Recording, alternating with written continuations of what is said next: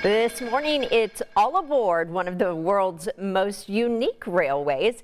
This is all part of Chuck's big adventure in New England. Yeah, and Chuck, this train, an engineering marvel, still to this day. Oh, right? yeah, and it's, really old. In fact, the history, folks, is fascinating. When Sylvester March proposed a railway up the side of a mountain in 1858, people actually called him crazy, but New Hampshire lawmakers were curious enough about the project, they gave Marsh the charter to build his so-called railway to the moon.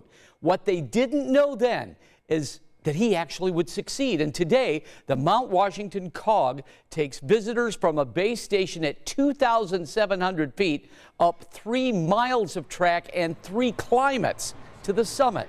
And as you can see, the change in weather from bottom to top is quite dramatic.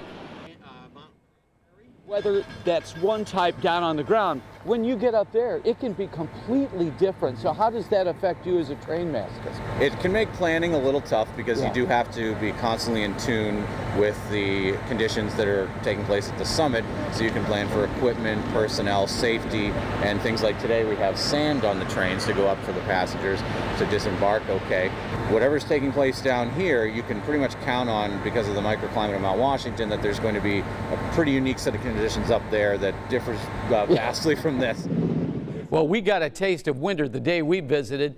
25 degrees, but the wind chill was 9 below, wind gusts around 35 miles per hour plus, which, by the way, is just a typical day on the Mount Washington summit in October. They actually get hurricane force gusts on the summit 110 days a year. So no wonder it's considered the worst weather in the country. Well, one of the highlights of the trip was our stop at the Mount Washington Observatory, and that's one of only a few weather stations that is staffed 24/7, 365 days with outdoor observations. Now, we'll have much more on that later, and you can read more in my blogs, WTHR.com/Chuck's Big Adventure.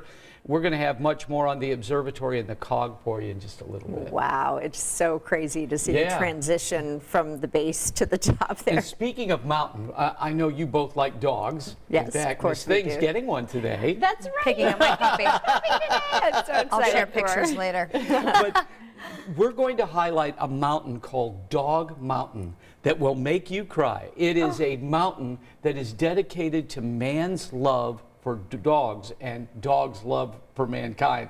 And I think you'll enjoy it. That's coming up later in the show. I have been looking forward to that. It's All going to right, be fun. Chuck, thank you.